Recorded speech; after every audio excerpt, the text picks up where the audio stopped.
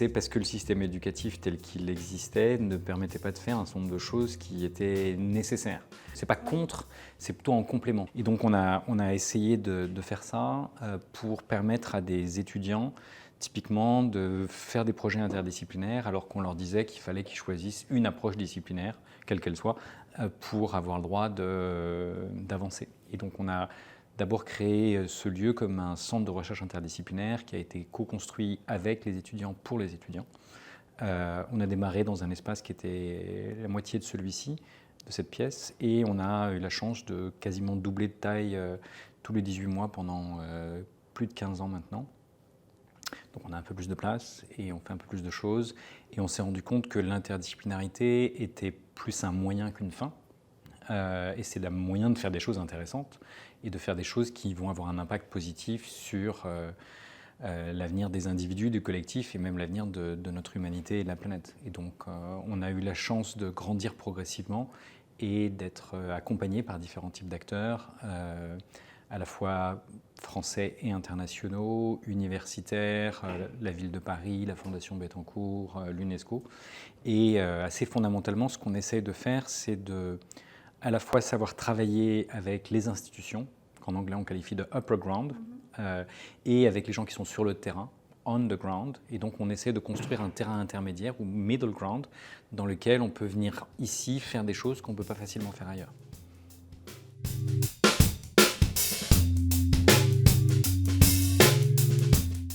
Notre motto, c'est comment est-ce qu'on peut apprendre à prendre soin de soi, des autres et de la planète, et à relever collectivement des défis sans précédent dans lesquels chacun peut apporter sa pierre. La crise climatique, les crises sociales, démocratiques, environnementales, crise sanitaire, crise économique, crise avec de la violence comme on le voit ces jours-ci. Voilà, l'ensemble de ces crises, essayer de comprendre, y a-t-il des fondements communs à une partie de ces crises?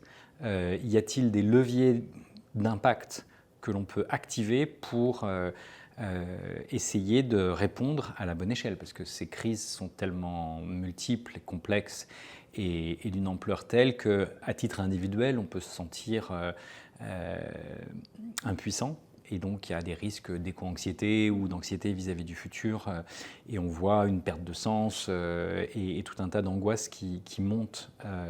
Et parce que face à ces crises, les individus se sentent encore une fois impuissants.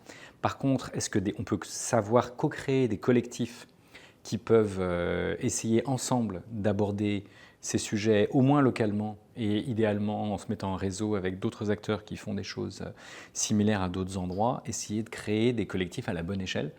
Donc l'idée de Learning Planet Institute, c'est l'idée de créer des communautés apprenantes, quasiment fractales, c'est-à-dire à toutes les échelles, d'une communauté apprenante où à quelques-uns on peut apprendre les uns des autres, jusqu'à des communautés planétaires où on peut, plutôt que de réinventer la roue, s'appuyer sur des épaules de géants pour voir plus loin et partager. Personne n'a forcément de solutions définitives à des problèmes très complexes, du genre le changement climatique, mais beaucoup de gens ont des briques de solutions. Et est-ce qu'on peut assembler ces différentes briques de solutions pour créer des ponts vers le monde de demain et des capacités à inventer autre chose que des murs, des silos et des cloisonnements? On a démarré autour des sciences du vivant et de toutes les disciplines qui pouvaient contribuer au progrès de la santé, des écosystèmes, etc. Et progressivement, on a étendu à l'ensemble des disciplines et des compétences qui peuvent contribuer à des défis, encore une fois, qui sont très complexes. Donc on a, par exemple, beaucoup de sciences de l'apprendre, beaucoup de sciences du numérique, d'intelligence artificielle.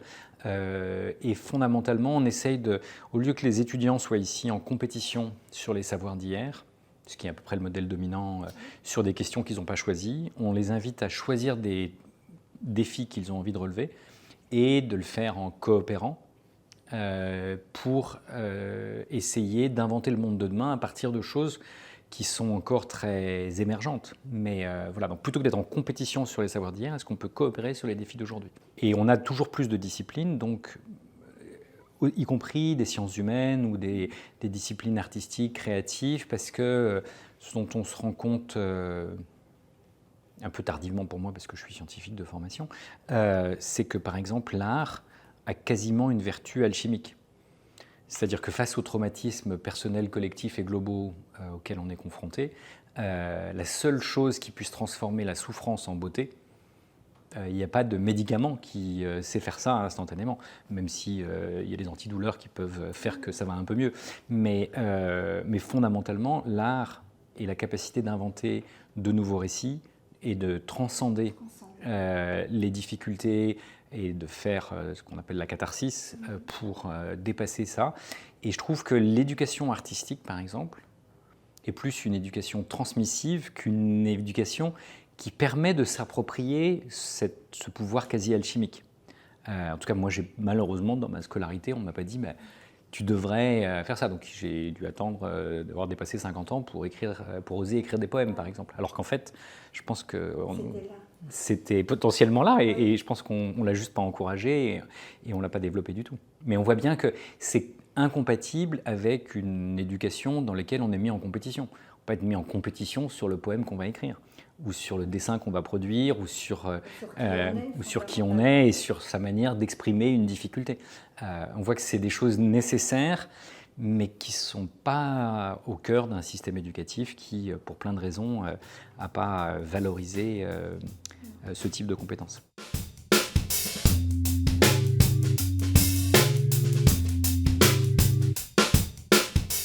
L'information est un des biens communs.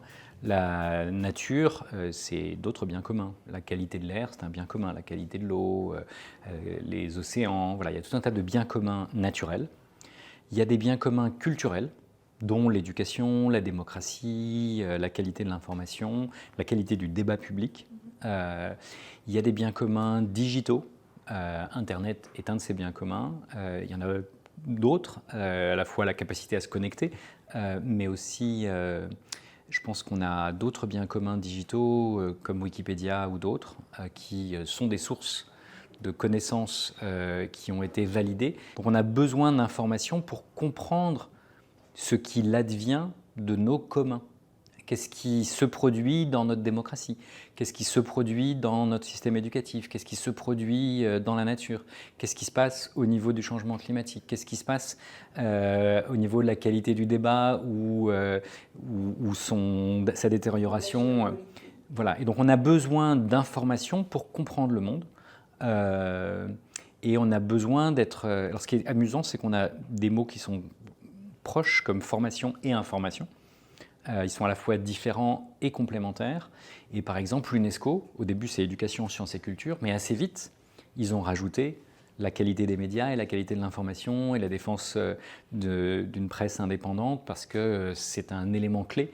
Si on veut vivre en paix, on a besoin de transparence sur la réalité qui nous entoure et sur ces dynamiques.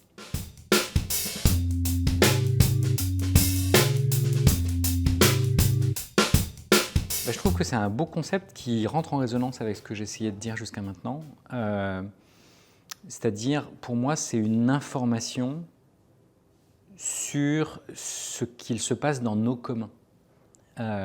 Et on a besoin, on le sait depuis au moins Elinor Ostrom, qui est prix Nobel d'économie, c'est la première femme prix Nobel d'économie, elles ne sont que deux malheureusement. Et Elinor Ostrom parlait de la gestion des communs. Et elle disait que pour gérer des communs, si on veut éviter la tragédie des communs, c'est-à-dire la surexploitation de nos biens communs et leur effondrement, et donc pour le coup l'effondrement du collectif, il faut savoir gérer ces communs. Et l'une des premières choses pour gérer les communs, c'est encore d'être informé sur l'état de ces communs. Et donc on a besoin de ces informations d'intérêt collectif pour connaître l'état de notre...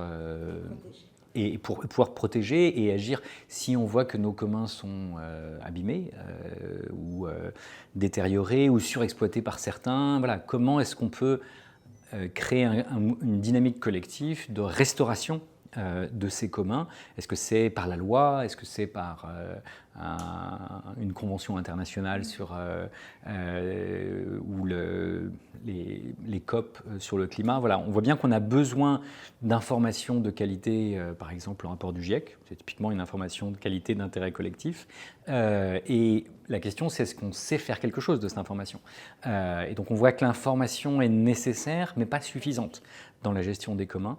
Et qu'après, on peut avoir justement une méta-information qui est de dire on vous a donné l'information et pourtant vous n'avez rien fait. Et donc il y a une deuxième information qui est de dire nos gouvernants ne sont pas à la hauteur des enjeux sur le changement climatique, par exemple.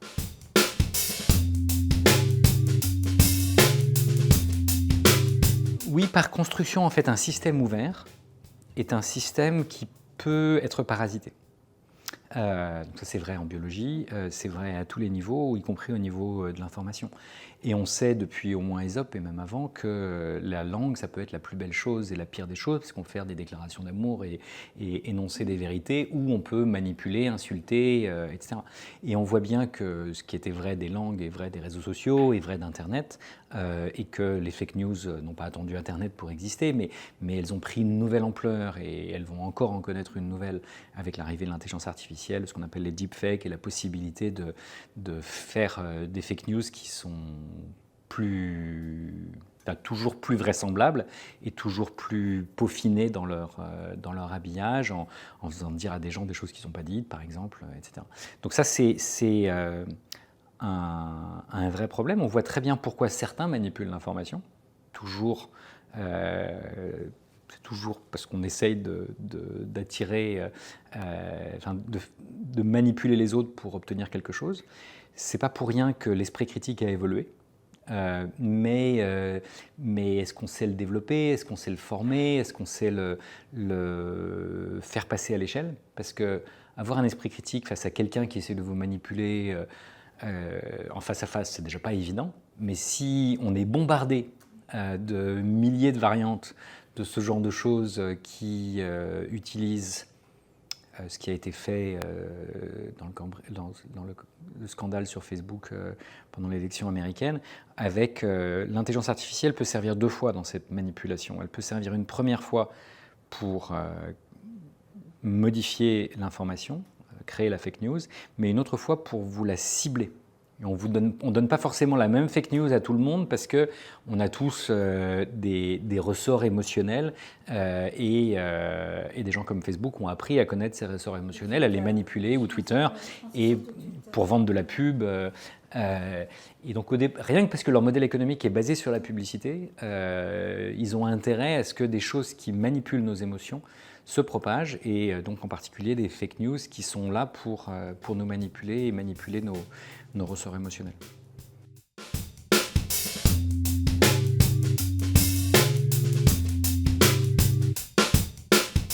L'intelligence artificielle a déjà une capacité bluffante, qu'on n'aurait pas anticipé il y a un an.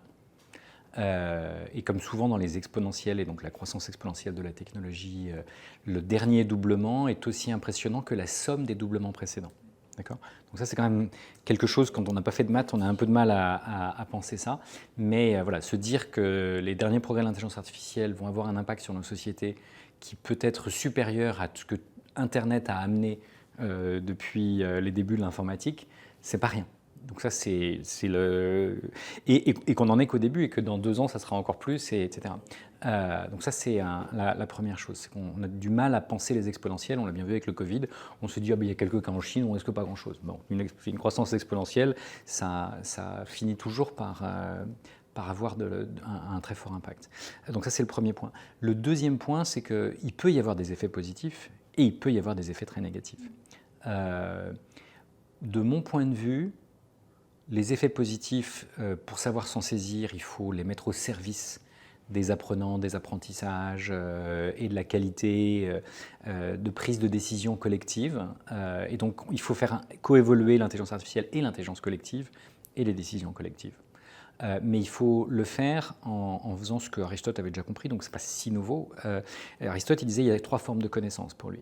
Il y a épistémé, qui est la connaissance du monde, et ça, ChatGPT ou Wikipédia ont énormément de connaissances sur le monde. C'est pas parfait, mais c'est une très bonne première approximation, même s'il faut avoir de l'esprit critique, aller vérifier, croiser les sources, etc. Donc ça, c'est le premier point. Le deuxième, pour Aristote, c'est techné. D'accord ? Et techné, c'est comment on agit sur le monde. Donc c'est à la fois la technologie, mais c'est tous les tutos qu'on trouve sur Internet, etc. Donc épistémé et techné, on voit bien qu'ils ont coévolué de manière très étroite. La science et la technologie ont cru exponentiellement depuis Aristote, pour le dire vite. La troisième dimension pour Aristote, c'est ce qu'il appelait la phronésis. Alors déjà, on voit bien que ce mot fait partie du vocabulaire courant et qu'il n'y a pas de mot dérivé comme pour épistémé qui a donné épistémologie et techné qui a donné technologie. Et la phronésis, c'est dommage qu'on ne l'ait pas mis au cœur parce que c'est l'éthique de l'action. Et donc, c'est bien beau de comprendre le monde, c'est très bien de pouvoir agir dessus, mais est-ce qu'on agit de manière éthique ou pas ? Et donc, on peut utiliser le feu pour se réchauffer ou pour brûler ses ennemis, ou brûler une forêt. Donc voilà, on voit bien qu'il y a, que ce soit sur soi, sur les autres et sur l'environnement, des impacts de nos actions, à court terme et à long terme, localement et globalement. Donc Aristote n'avait pas pensé le changement climatique, mais il ne serait pas très surpris que l'éthique de nos actions puisse avoir des conséquences loin. Et d'ailleurs, la notion d'hubris, ce n'était pas inconnu aux Grecs, et donc ils avaient compris ou anticipé que dans l'âme humaine, il y avait à la fois le meilleur et le pire, et que donc on pouvait toujours, à partir de certains moyens, agir pour le meilleur ou pour le pire. Et donc l'intelligence artificielle ne fait pas exception à ça. C'est vrai de tous les outils qu'on a inventés toujours. Mais c'est un outil très particulier, parce que c'est un outil qui est capable d'évoluer lui-même. D'accord ? Et de prendre des décisions. Un marteau ne prend pas la décision de savoir si on tape sur la tête de quelqu'un ou sur la tête d'un clou. Par contre, l'intelligence artificielle, elle peut prendre des décisions autonomes, donc ça commence à devenir très particulier. Et si on ne met pas d'éthique dans la machine, alors, avant qu'on en ait pris conscience, on risque d'avoir une intelligence supérieure à la nôtre, ce qui est le cas déjà dans certains domaines. Ça fait longtemps qu'elle calcule plus que moi, même si j'ai fait des études de maths, ou qu'elle mémorise mieux que moi. Et maintenant, elle est en plus capable de faire plein de choses, y compris de coder, par exemple, y compris sa propre évolution. Ça commence à être très particulier. Mais si ces machines sont plus intelligentes que nous et moins éthiques que nous, quand on regarde ce que les humains ont fait avec un ratio intelligence sur éthique qui a varié au cours du temps, au cours des individus, etc. Mais on voit bien qu'il y a des individus qui étaient éventuellement très intelligents et très peu éthiques et que ça a amené à tout un tas de dérives, y compris au XXe siècle, on a le nazisme, les camps de concentration, etc. Donc, ces perspectives-là peuvent faire froid dans le dos. Et donc, on a besoin de plus d'éthique, voire le patron de Skype, fondateur de Skype, qui s'appelle Ian Tallinn, disait « ça fait des milliers d'années qu'on s'interroge sur l'éthique, la sagesse, la morale, les valeurs, sans ce qui est un consensus absolu autant qu'on peut le faire dans une démonstration mathématique. Néanmoins, si on n'est pas capable de trouver des éléments de réponse et de les mettre dans les machines, un jour ou l'autre, on va avoir des machines, encore une fois, plus intelligentes que nous et moins éthiques que nous. Et donc cette question de comment est-ce que, en tant qu'être humain, ou en tant qu'être intelligent, disons, en tant qu'intelligence sur cette Terre, il y a toujours plus d'intelligence sur cette Terre, d'abord parce qu'il y a plus d'humains et qu'il y a des moyens comme l'intelligence artificielle qui se développent, il n'y a pas forcément plus d'éthique qu'hier. Et on voit bien que cette absence d'éthique peut amener à l'épuisement des ressources, elle peut amener à privilégier les intérêts de certains au détriment du plus grand nombre, et qu'il y a vraiment des questions, et il faudrait apprendre en tant qu'humain à devenir plus éthique, et apprendre en tant qu'humain à programmer des machines pour qu'elles soient aussi éthiques que possible, voire qu'elles nous aident nous-mêmes à être plus éthiques, parce que ce n'est pas si évident. Mais on voit bien que l'école, par exemple, pourrait nous former à ça, et bien en fait, elle ne nous forme pas à ces questions. Et pour vous donner un exemple que je trouve assez effrayant, ce qui a été mesuré, alors pas en France, parce qu'on n'a pas de thermomètre, comme ça on n'a pas de fièvre, mais il y a des pays où on a mesuré la capacité et la réflexion éthique des étudiants en ingénieurs.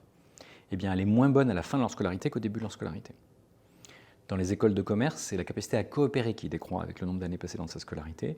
Et dans les facs de médecine, c'est plutôt l'empathie et la compassion qui décroissent.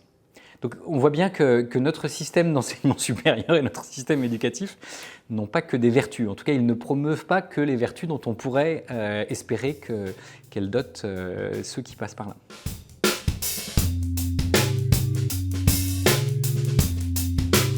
En tant que biologiste de l'évolution, je me suis demandé en fait d'où venait la compassion et le care et le soin. Et je pense qu'on l'observe dans la nature chez les espèces qui ont des petits qui naissent vulnérables. Donc ce n'est pas toutes les espèces, mais typiquement c'est le cas chez les mammifères, c'est le cas chez les oiseaux, c'est le cas voilà. Et donc quand on a un petit qui naît vulnérable, il faut s'en occuper. Parce qu'autrement il va mourir. Et s'il meurt, d'un point de vue évolutif, génétiquement, c'est très contre-sélectionné. Donc on va devoir investir là-dedans. Donc c'est assez finaliste comme explication. Après, ça évolue de plein de manières. Ce qui est vrai, c'est que on est non seulement vulnérable, on est aussi interdépendant dans une vulnérabilité. Et donc, en particulier dans les espèces qui vivent, des espèces sociales comme la nôtre, on a besoin de prendre soin non seulement de ses propres descendants, mais du collectif, puisque c'est le collectif qui pourra relever un certain nombre de défis auxquels on va être confronté. Et donc on a besoin, dans le cadre de cette interdépendance, de prendre soin les uns des autres, et donc d'avoir de la compassion, pas simplement pour son petit qu'on tient dans ses bras ou qu'on allaite ou voilà, auquel on a donné naissance. Et donc là, quand même, biologiquement, le féminin même si les hommes peuvent prendre les enfants dans leurs bras, ils portent pas la vie. Donc il y a quand même une différence assez fondamentale par rapport à ça au départ, même si une partie des différences que l'on observe chez les humains sont culturellement différentes dans différents contextes. Et on peut que souhaiter le congé paternité ou ce genre de choses pour renforcer les liens et dès la naissance entre le père et l'enfant, en l'occurrence. Mais je pense que donc, la compassion, elle a probablement une longue histoire et probablement un très bel avenir. Et je pense qu'aujourd'hui, notre interdépendance, elle est planétaire. On l'a vu avec le Covid, on le voit avec le changement climatique, on le voit avec la guerre en Ukraine.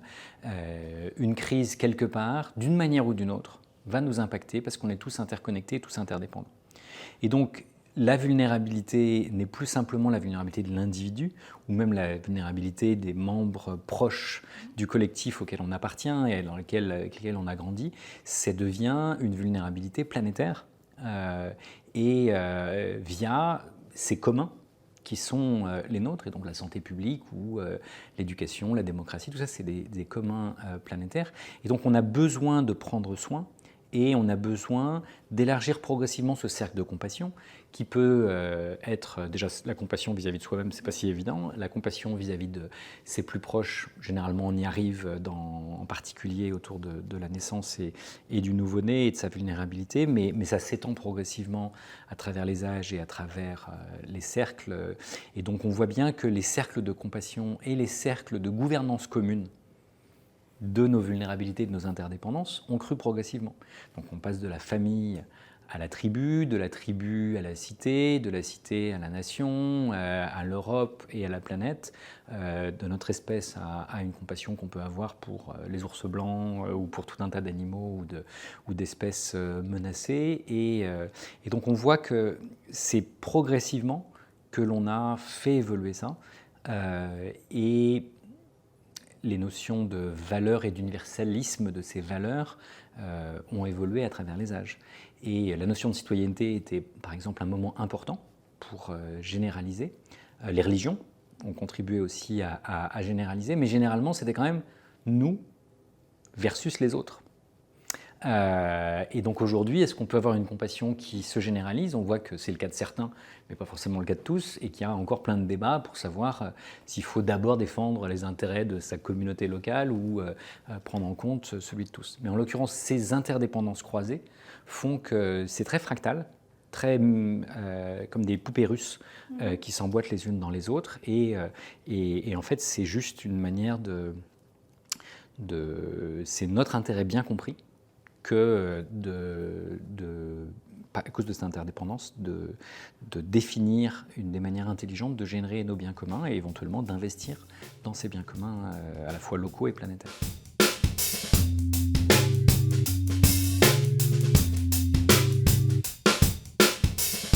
Il y a des gens qui se disent régionalistes, d'autres qui se disent nationalistes, d'autres qui se disent internationalistes. En fait, je pense que il y en a qui se disent la seule chose qui compte c'est moi ou la seule chose qui compte c'est ma famille. Je pense qu'en fait, il y a un continuum et qu'on se doit de, si on est rationnel dans son approche des problématiques auxquelles on est confronté, il est rationnel de passer d'une citoyenneté qui historiquement est très particulière quand on le regarde. Parce qu'au début, quand on dit aux armes citoyens, c'est pas tout à fait par hasard. C'est parce qu'il n'y avait que les hommes en armes qui étaient des citoyens.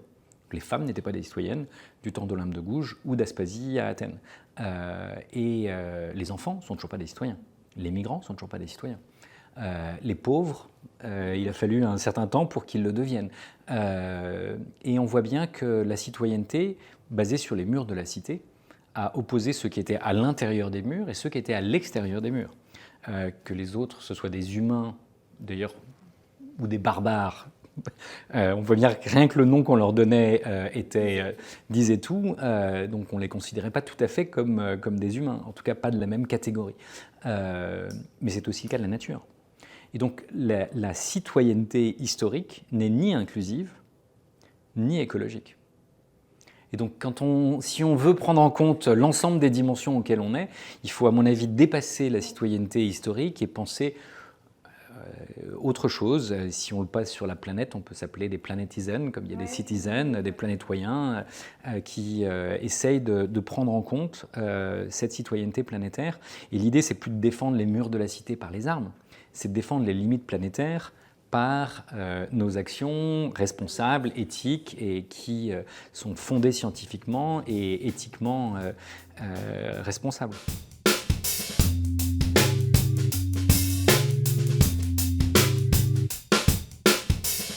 Il y a 100 fois plus de publications scientifiques tous les 100 ans depuis 300 ans. C'est-à-dire qu'il y en a 1 million de fois plus qu'il y a 300 ans. Donc on voit bien que si on pouvait au XVIIIe siècle espérer avoir lu toutes les encyclopédies, ce que Diderot et d'Alembert ont fait, lire tout Wikipédia aujourd'hui, c'est illusoire, même dans une seule langue. Et donc on voit bien que c'est très difficile.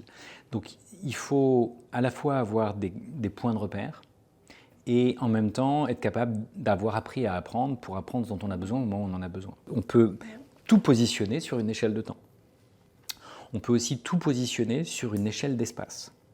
D'accord ? Donc il y a des choses, notre échelle à nous, c'est l'échelle des mètres, c'est l'échelle de la taille de notre corps, de la taille de nos interactions, de nos distances, éventuellement des kilomètres ce qu'on peut faire à pied. Alors si on a des moyens de transport modernes, on peut faire des centaines, voire des milliers de kilomètres, mais on ne fait pas des millions de kilomètres.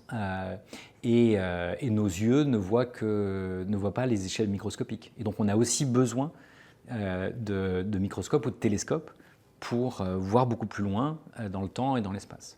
Donc on a, parce que la vitesse de la lumière voyage lentement, donc on peut remonter dans le temps en regardant les lumières émises au début de l'univers, ou en tout cas dans les premières galaxies. Donc ce qui est intéressant, c'est qu'avec nos sens, ce que l'on perçoit en tant qu'animal, parce qu'on est des animaux, les animaux, il y a les dimensions spatio-temporelles d'espace et de temps auxquelles ils ont accès sont très limitées. Et nos ancêtres n'avaient pas beaucoup plus que les chimpanzés en termes d'échelle de temps et d'espace. Et puis quand on a inventé l'écriture, quand on a inventé un certain nombre de choses pour transmettre à travers le temps et l'espace, on a pu étendre notre capacité à appréhender de la connaissance ou de l'information qui vient d'ailleurs. Mais biologiquement, on a évolué dans des espaces et des temporalités très, très étroite, très circonscrite par rapport à ce dont on est capable aujourd'hui. Mais si sur ce genre de tableau, vous projetiez par exemple tout Wikipédia, vous pourriez voir ce que vous savez et ce que vous ne savez pas. Parce que les Grecs disaient que connais-toi toi-même, c'est très important. Savoir ce qu'on sait, c'est pas facile. Savoir ce qu'on ne sait pas, c'est super dur. Mais pourtant, il y a plein de gens qui pensent tout savoir, mais personne ne sait tout, par construction. Donc il y a déjà un peu d'humilité, ça fait de mal à personne. Mais arriver à prendre conscience de tout ce qu'on ne sait pas, et savoir que si on veut prendre une décision sur une échelle de temps plus importante que sa durée de vie, par exemple, via le changement climatique et la biodiversité, où il va falloir apprendre d'autres choses.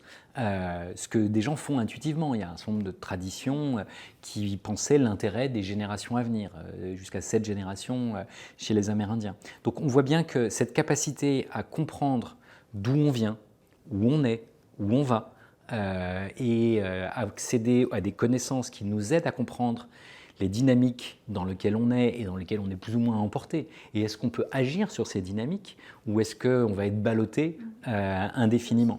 Et donc c'est là où l'accès à l'information, la connaissance, la compréhension des dynamiques et des leviers d'action pour être acteur et auteur du monde qui vient et pas consommateur manipulé par nos pulsions et des technologies ou des publicités, c'est extrêmement important.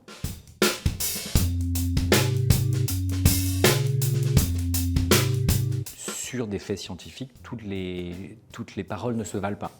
Est-ce que la Terre est ronde, plate? Est-ce qu'elle est au centre de l'univers, etc. On a un certain nombre d'arguments scientifiques très étayés. Et la méthode scientifique est une méthode qui permet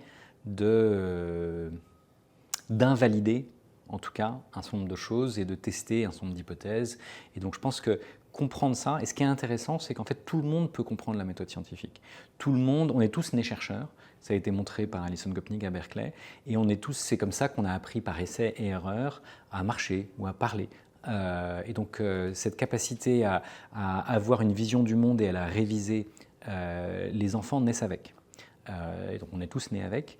Et on peut la travailler parce que les méthodes scientifiques, différentes disciplines, ont affiné différentes méthodes pour établir différents types de faits. Donc je pense qu'on peut apprendre ce que c'est que d'établir certains faits, que ce soit dans les disciplines comme les vôtres de journalistes ou dans les disciplines scientifiques. Il y a un certain nombre de sources, il y a un certain nombre de méthodes qui permettent de croiser des informations, qui permettent de vérifier des hypothèses et éventuellement de les invalider. Et donc ces capacités-là, je pense que c'est extrêmement important. C'est ce que Edgar Morin appelait la connaissance de la connaissance. Comment est-ce qu'on peut savoir ce que c'est qu'une connaissance et pourquoi certaines assertions, certaines phrases sont plus vraies que d'autres. Et donc voilà, comment est-ce qu'on... Donc je pense qu'on a tous le droit de s'exprimer, on a tous des vécus et des émotions, et là-dessus on se vaut tous sur les émotions, mais il y a quand même un certain nombre de faits, et donc il faut à la fois savoir entendre chacun, et par exemple les sciences participatives, c'est une manière où tous les citoyens, y compris les plus jeunes, peuvent participer à des progrès scientifiques. Donc il y a des manières de mobiliser l'intelligence collective et quand on a contribué à ce collectif, si on voit que justement on n'est pas soi-même un récepteur ou un consommateur de faits et qu'on nous assène, mais qu'on peut être acteur et auteur de la société de la connaissance dans laquelle on est tous, je pense que ça c'est extrêmement important.